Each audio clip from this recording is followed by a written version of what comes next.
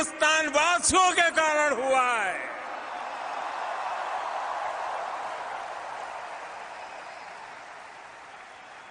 साथियों, धैर्य हम भारतीयों की पहचान है, लेकिन अब हम अधीर है देश के विकास के लिए। 21वीं सदी में देश को नई ऊंचाई पर ले जाने के लिए आज भारत का सबसे चर्चित शब्द है विकास। आज भारत का सबसे बड़ा मंत्र है सबका साथ, सबका विकास। आज भारत की सबसे बड़ी नीति है जनभागीदारी, पब्लिक पार्टिसिपेशन। आज भारत का सबसे प्रचलित नारा है संकल्प से सिद्धि। और आज भारत का सबसे बड़ा संकल्प है new India.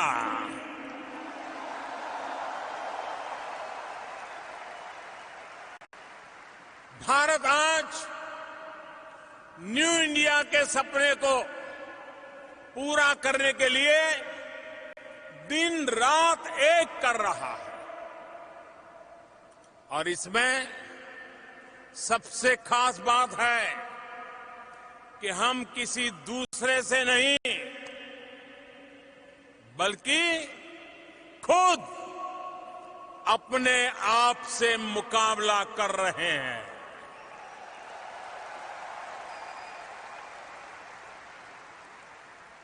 We are challenging ourselves. We are changing ourselves. साथियों, आज भारत पहले के मुकाबले और तेज गति से आगे बढ़ना चाहता है। आज भारत कुछ लोगों की इस सोच को चैलेंज कर रहा है, जिनकी सोच है कुछ बदल ही नहीं सकता है।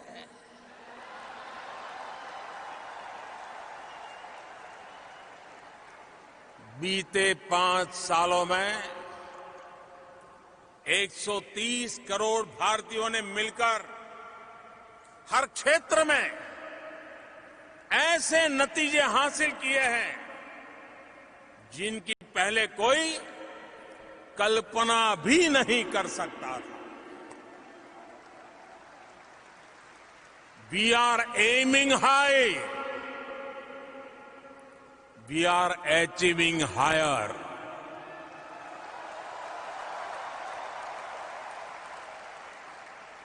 भाइयों और बहनों, 7 दशकों में देश का रूरल सैनिटेशन 38% पहुंचा था। 5 साल में हमने 11 करोड़ यानी 110 मिलियन से ज्यादा शौचालय बनवाए। आज रूरल सैनिटेशन 99% पर है।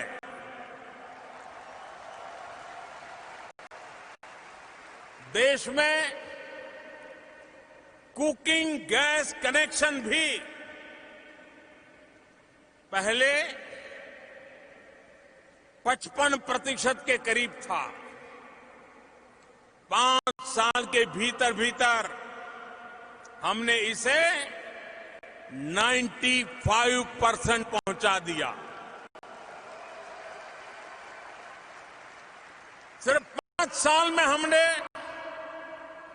15 करोड़ यानी 150 मिलियन से ज्यादा लोगों को गैस कनेक्शन से जोड़ा है।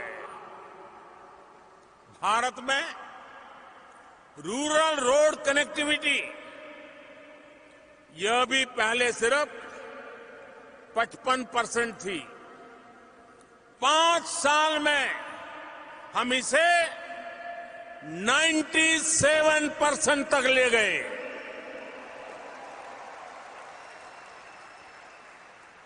सिर्फ 5 साल में हमने देश के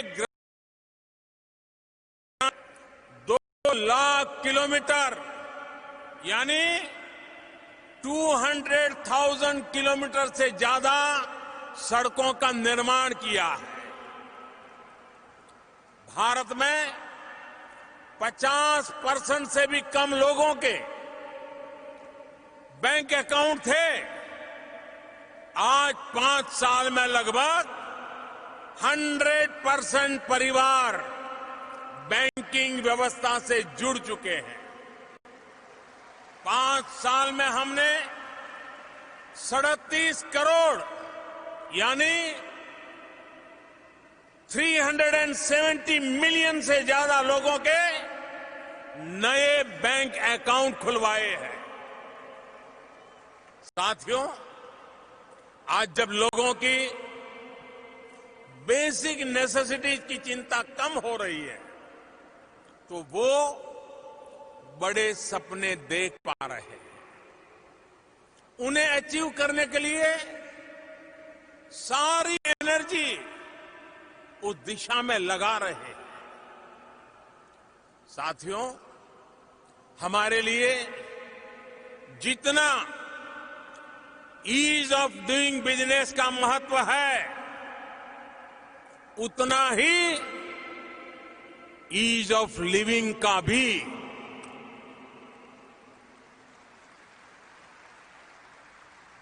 और उसका रास्ता है एम्पावरमेंट। जब देश का सामान्य मानवी एम्पावर होगा तो देश का सोशल और इकोनॉमिक डेवलपमेंट बहुत तेज गति से आगे बढ़ेगा। मैं आपको आज एक उदाहरण देता हूं। साथियों, आजकल कहा जाता है data is the new oil. आप ह्यूस्टन के लोग ऑयल की जब बात आती है तो इसका मतलब भली भांति जानते हैं। मैं इसमें यह भी जोड़ूंगा कि data is the new gold. Industry for 4.0 का तो सारा फोकस ही डेटा पर है। अगर पूरी दुनिया में, जरा गौर से सुनिए, अगर पूरी दुनिया में सबसे कम कीमत पर डेटा कहीं उपलब्ध है तो वो देश है भारत।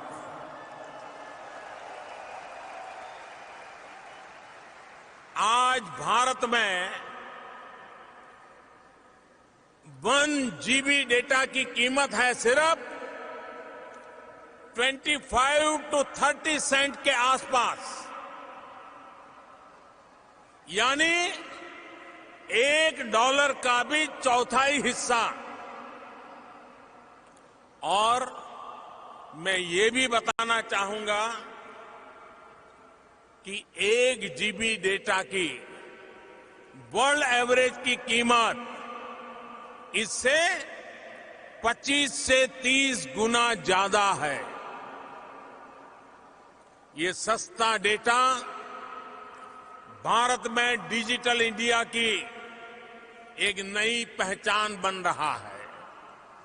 सस्ते डेटा ने भारत में गवर्नेंस को रीडिफाइन भी किया है।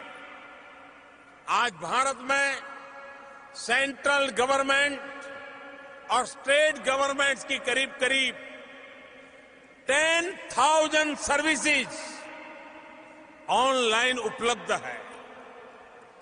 साथियों, एक समय था जब पासपोर्ट बनने में 2 से 3 महीने लगते थे। अब 1 हफ्ते से भी कम समय में पासपोर्ट घर आ जाता है। पहले वीजा को लेकर किस तरह की दिक्कतें थी, ये शायद आप ज्यादा जानते हैं। आज यूएस भारत के ई वीजा फैसिलिटी के सबसे बड़े यूजर्स में से एक है। साथियों, एक समय था जब नई कंपनी के रजिस्ट्रेशन में 2-2, 3-3 हफ्ते लग जाते थे। अब 24 घंटे में नई कंपनी रजिस्टर हो जाती है। एक समय था जब टैक्स रिटर्न भरना बहुत बड़ा सिरदर्द होता था। टैक्स रिफंड आने में महीनों लग जाते थे। अब जो बदलाव आया है वो सुनेंगे तो आप चौंक जाएंगे। इस बार 31 अगस्त को एक दिन में, मैं सिर्फ एक दिन की बात कर रहा हूं, एक दिन में करीब 50 लाख यानी 5 मिलियन लोगों ने अपना इनकम टैक्स रिटर्न ऑनलाइन भरा है। यानी सिर्फ एक दिन में ही 50 लाख रिटर्न, यानी ह्यूस्टन की कुल पॉपुलेशन के भी डबल से ज्यादा। और दूसरी सबसे बड़ी बात, जो टैक्स रिफंड महीनों में आता था वो अब हफ्ते 10 दिन में सीधे बैंक में ट्रांसफर हो जाता है।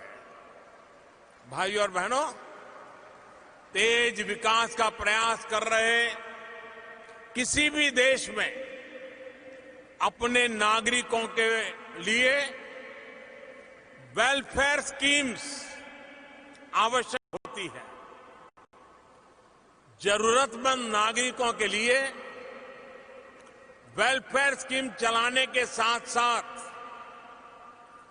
नए भारत के निर्माण के लिए कुछ चीजों का फेयरवेल भी दिया जा रहा है।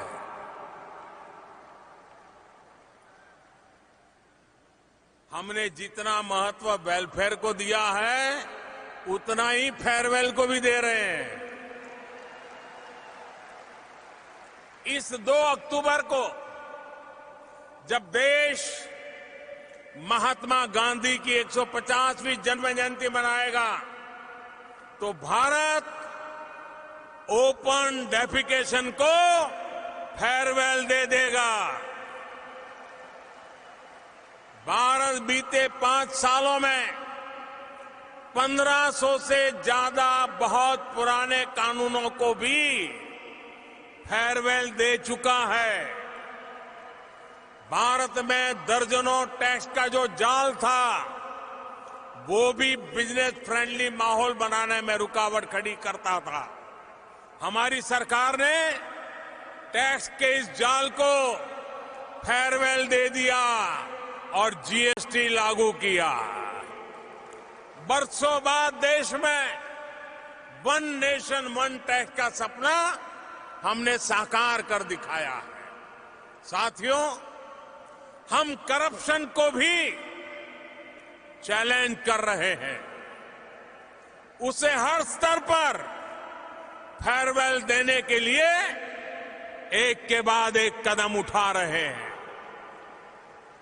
बीते 2-3 साल में भारत ने 3.5 लाख यानी 350,000 से ज्यादा संदिग्ध कंपनियों को भी फेयरवेल दे दिया है।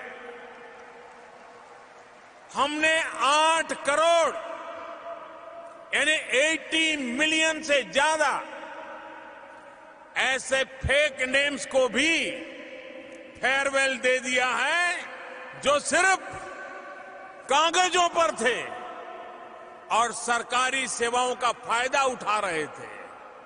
और साथियों, आप कल्पना कर सकते हैं इन फर्जी नामों को हटाकर कितने रुपये गलत हाथों में जाने से बचाए गए हैं।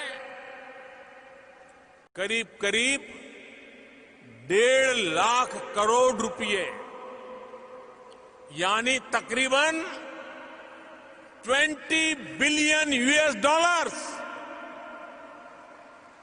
एक देश में, हम देश में एक ट्रांसपेरेंट इकोसिस्टम बना रहे हैं ताकि विकास का लाभ हर भारतीय तक पहुंचे। और भाइयों बहनों, एक भी भारतीय विकास से दूर रहे, ये भी भारत को मंजूर नहीं है। देश के सामने 70 साल से एक और बड़ा चैलेंज था जिसे कुछ दिन पहले भारत ने फेयरवेल दे दिया है।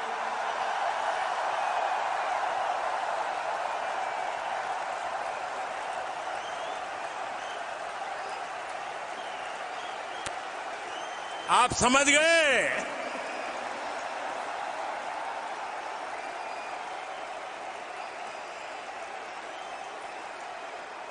ये विषय है आर्टिकल 370 का।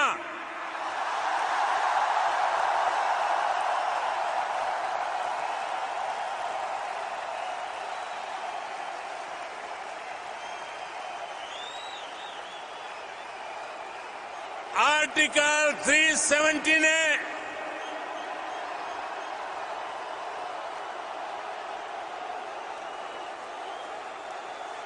आर्टिकल 370 ने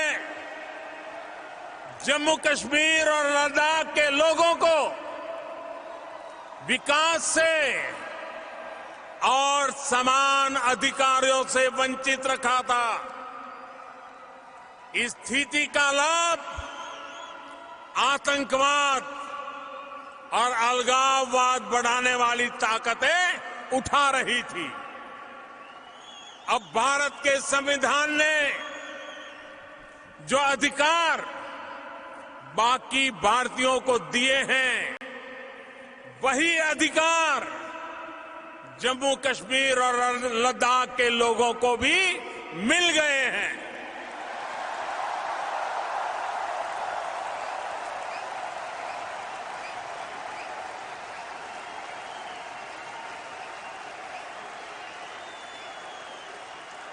वहां की महिलाओं, बच्चों, दलितों के साथ हो रहा भेदभाव खत्म हो गया है। साथियों, हमारी पार्लियामेंट के अपर हाउस, लोअर हाउस दोनों में घंटों तक इस पर चर्चा हुई, जिसका देश और दुनिया में लाइव टेलीकास्ट हुआ। भारत में हमारी पार्टी के पास अपर हाउस यानी राज्यसभा में बहुमत नहीं है। बावजूद इसके हमारी पार्लियामेंट के अपर हाउस और लोअर हाउस दोनों ने इससे जुड़े फैसलों को 2/3 बहुमत से पास किया है। मैं आप सबसे आग्रह करता हूं, मैं आप सबसे आग्रह करता हूं, हिंदुस्तान के सभी सांसदों के लिए स्टैंडिंग ओवेशन हो जाए।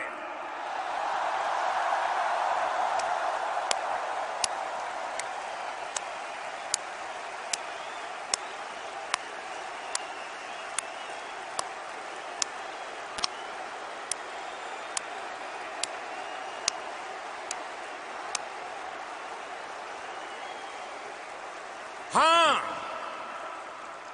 बहुत बहुत धन्यवाद आपका। भारत अपने यहां जो कर रहा है उससे कुछ ऐसे लोगों को भी दिक्कत हो रही है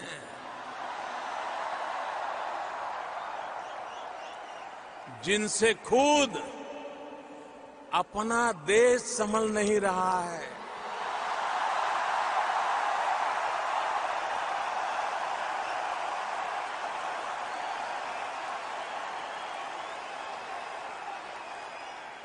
इन लोगों ने भारत के प्रति नफरत को ही अपनी राजनीति का केंद्र बना दिया है।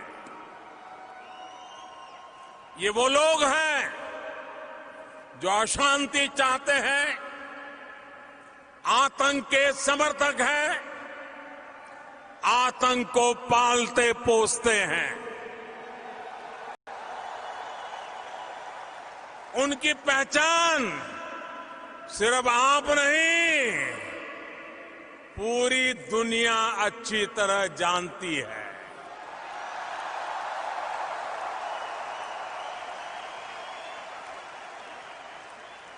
अमेरिका में 9/11 हो या मुंबई में 26/11 हो, उसके साजिशकर्ता कहां पाए जाते हैं?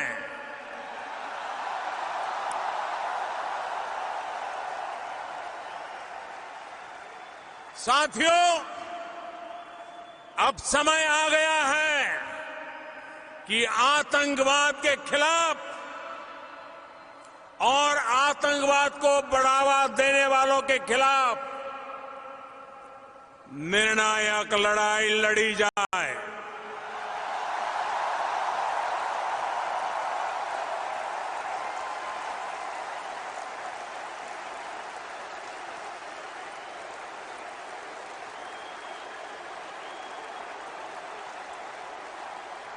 मैं यहां पर जोर देकर कहना चाहूंगा कि इस लड़ाई में प्रेसिडेंट ट्रंप पूरी मजबूती के साथ आतंक के खिलाफ खड़े हुए हैं।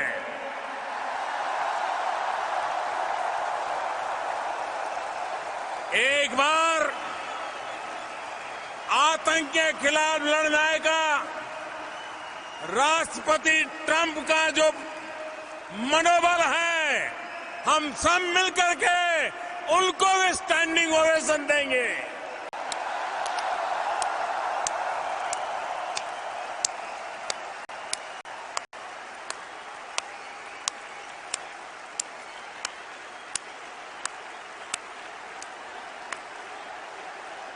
थैंक यू दोस्तों, भाई और बहनों। भारत में बहुत कुछ हो रहा है, बहुत कुछ बदल रहा है और बहुत कुछ करने के इरादे लेकर के हम चल रहे हैं।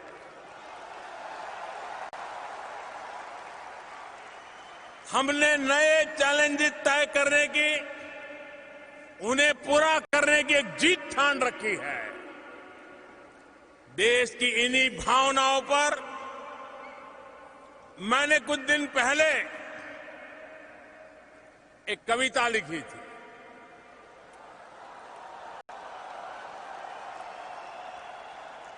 उसकी 2 पंक्ति सुना रहा हूं आज। अभी तो समय नहीं है, ज्यादा नहीं कहूंगा, वो जो मुश्किलों का अंबार है, वो जो मुश्किलों का अंबार है, वही तो मेरे हौसलों की मीनार है। वही तो मेरे हौसलों की मीनार है। साथियों, भारत आज चुनौतियों को टाल नहीं रहा, हम चुनौतियों से टकरा रहे हैं। भारत आज थोड़े बहुत इंक्रीमेंटल चेंज पर नहीं, समस्याओं के पूर्ण समाधान पर जोर दे रहा है। असंभव सी लगने वाली तमाम बातों को भारत आज संभव करके दिखा रहा है। साथियों, अब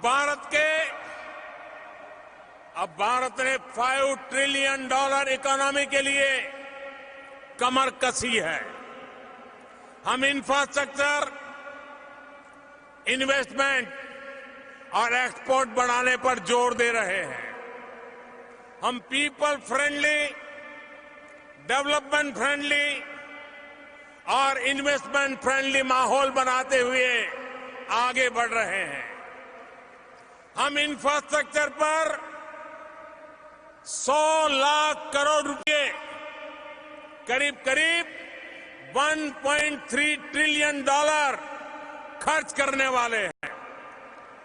साथियों, बीते 5 वर्षों में दुनिया में तमाम अनिश्चितताओं के बावजूद भी भारत की ग्रोथ रेट एवरेज 7.5% रही है। और ये भी ध्यान रखिए, पहले की किसी सरकार के पूरे कार्यकाल का एवरेज देखें तो ऐसा पहले कभी नहीं हुआ है। पहली बार एक साथ लो इन्फ्लेशन, लो फिस्कल डेफिसिट और हाई ग्रोथ का दौर आया है। आज भारत दुनिया के बेहतरीन एफडीआई डेस्टिनेशन में से एक है। साल 2014 से 2019 तक एफडीआई इनफ्लो में करीब 2 गुनी बढ़ोतरी हुई है। अभी हाल में ही हमने सिंगल ब्रांड रिटेल में एफडीआई के नॉर्म्स को आसान बनाया है। कोल माइनिंग और कॉन्ट्रैक्ट मैन्युफैक्चरिंग में विदेशी इन्वेस्टमेंट अब 100% तक हो सकता है। मैं कल एनर्जी सेक्टर के सीईओ से यहां ह्यूस्टन में मिला। भारत ने कॉरपोरेट टैक्स में भारी कमी का जो निर्णय लिया है, उससे वो सारे के सारे लोग बहुत ही उत्साहित नजर आए। उनका फीडबैक है कि कॉरपोरेट टैक्स कम करने के फैसले से सिर्फ भारत में ही नहीं बल्कि ग्लोबल बिजनेस लीडर्स में बहुत पॉजिटिव मैसेज गया है। ये फैसला भारत को और ग्लोबल कॉम्पिटिटिव बनाएगा। साथियों, भारतीयों के लिए अमेरिका में और अमेरिकियों में के लिए भारत में आगे बढ़ने की अपार संभावना है। $5 ट्रिलियन इकोनॉमी के लिए न्यू इंडिया का सफर और प्रेसिडेंट ट्रंप के नेतृत्व में अमेरिका की मजबूत इकोनॉमिक ग्रोथ, इन संभावनाओं को नए पंख लगा देंगे। प्रेसिडेंट ट्रंप ने अपने संबोधन में जिन इकोनॉमिक मिरेकल्स की बात कही, वो सोने में सुहागा हो गए। आने वाले 2-3 दिनों में प्रेसिडेंट ट्रंप के साथ मेरी बातचीत होने वाली है। मैं उम्मीद करता हूं कि उससे भी कुछ पॉजिटिव रिजल्ट्स निकलेगा। वैसे तो प्रेसिडेंट ट्रंप मुझे टफ नेगोशिएटर कहते हैं, लेकिन वो खुद भी the art of the deal में माहिर है। और मैं उनसे बहुत कुछ सीख रहा हूं। साथियों, एक बेहतर भविष्य के लिए हमारा ये फॉरवर्ड मार्च